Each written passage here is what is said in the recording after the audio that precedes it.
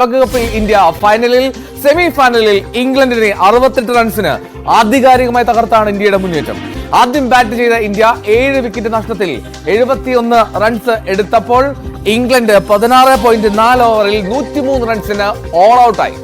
3 wicket വീതം വീഴ്ത്തിയ അക്സർ പട്ടേലും കുൽദീപ് യാദവുമാണ് ഇംഗ്ലണ്ടിനെ തകർത്തെറിഞ്ഞത്. അക്സർ പട്ടേലാണ് man of the match. Suryakumar Yadav 47 runs എടുത്തു. 25 റൺസുമായി ഹാരി ബ്രൂക്ക് ആണ് ഇംഗ്ലീഷ് ബാറ്റർമാരിലെ ടോപ്പ് സ്കോറർ. ഇംഗ്ലണ്ടിന്റെ 7 ബാറ്റർമാർ 2 അക്കം കാണാതെ ഇന്നലെ പുറത്തായി. എസ് ലല്ലു ചേരുന്നുണ്ട് നമ്മോടൊപ്പം ടെലിഫോണിൽ.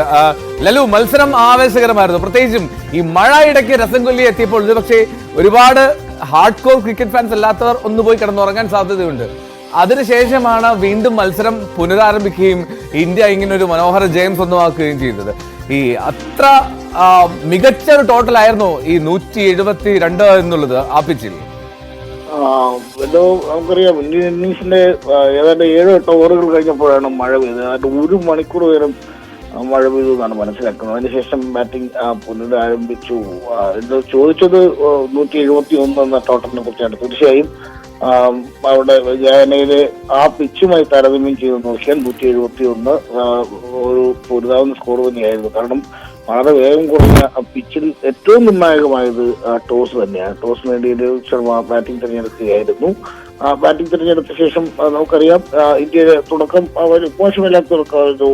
രോഹിത്തും കോഹ്ലി ചേർന്ന് തുടക്കം നൽകി. അതുപോലെ ഈ ടൂർണമെന്റിൽ അത്ര മികച്ച ഫോമിലല്ല വിരാട് കോഹ്ലി എന്നാണ് മനസ്സിലാക്കിയിട്ടുള്ളത്. അദ്ദേഹം തുടക്കത്തിൽ തന്നെ പുറത്തായി. അതിനുശേഷം രോഹിത് ശർമ്മ ഇന്നിങ്സ് മുന്നോട്ട് കൊണ്ടുപോയിരുന്നു.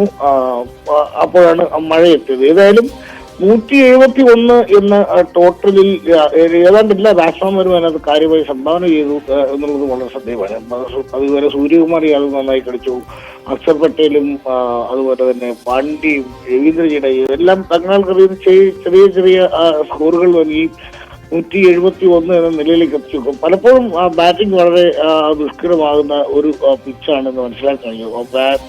ബോള് ബാറ്റിലേക്ക് വരാൻ പ്രയാസമുള്ള ഈ പിച്ചിൽ 171 ഒരു മികച്ച ടോട്ടൽ തന്നെയാണെന്ന് പറയാം. കാരണം നമുക്ക് കുൽദീപ് യാദവിന്റെയും അതുപോലെ തന്നെ അക്ഷർ പട്ടേലിന്റെയും രവീന്ദ്ര ജഡേജയുടെ എല്ലാം സ്ലോ ബൗളിങ്ങും 7 വിക്കറ്റിലും മനോഹരമായി പന്തെറിയുന്ന ജസ്പ്രീത് ബുംറയുടെ സാന്നിധ്യം എല്ലാം ഉണ്ട്. അതുകൊണ്ട് 171 ഒരു പുതുതാവുന്ന സ്കോർ തന്നെയായിരുന്നു എന്ന് ഉറപ്പായിരുന്നു. പക്ഷെ ഇംഗ്ലണ്ട് ഇത്തരത്തിൽ കീഴടങ്ങി കളയുമെന്ന് സത്യത്തിൽ ഒരു ക്രിക്കറ്റ് ആരാധകർ വിചാരിച്ചിട്ടുണ്ടാവില്ല എന്നാണ് തോന്നുന്നത്.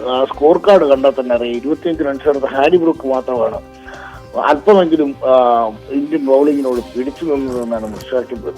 ഏറ്റവും മനോഹരമായി പന്തെറിഞ്ഞത് കുൽദീപ് യാദവാണ്. 19 റൺസിന് 3 വിക്കറ്റാണ് കുൽദീപ് വഹിച്ചത്. അക്സറും 3 വിക്കറ്റ് വീഴ്ത്തുന്നു. 2 റൺഔട്ടുകൾ സംഭവിക്കുന്നു. കളിയുടെ സമസ്ത മേഖലയിലും ഇംഗ്ലണ്ടിനെ നിഷ്പ്രഭമാക്കിക്കൊണ്ടാണ് ഇന്ത്യ ഫൈനലിലേക്ക് മാർച്ച് ചെയ്തത് എന്നുള്ളതാണ് ഏറ്റവും ശ്രദ്ധേയമായ കാര്യം. നമുക്കറിയാം, സൗത്ത് ആഫ്രിക്ക വെസ്റ്റ് ഇൻഡീസിലെ വേഗം കുറഞ്ഞ പിച്ചുകൾ ഒരു പക്ഷേ ഈ ഒരു 2020 ലോകകപ്പിന്റെ രസം കെടുത്തുന്നുണ്ടാവാം. നേരത്തെ പറഞ്ഞ ഒരു ബാറ്റ്സ്മാൻമാരുടെ ഒരു ആധിപത്യമുള്ളൊരു മേഖലയാണല്ലോ ഈ 2020 ക്രിക്കറ്റ് എന്നുള്ളത്. പക്ഷെ താരതമ്യേന കുറഞ്ഞ സ്കോറുകൾ. സെമി ഫൈനലിൽ അഫ്ഗാനിസ്ഥാൻ 56 റൺസിന് ഓൾ ഔട്ടായത് നമ്മൾ ഓർക്കണം. ഏതായാലും വളരെ മികച്ച 2 ടീമുകളാണ് ഫൈനലിലേക്ക് എത്തുന്നത്. ഈ ടൂർണമെന്റിൽ തോൽവി അറിയാത്ത 2 ടീമുകൾ ഫൈനലിൽ എത്തുന്നു.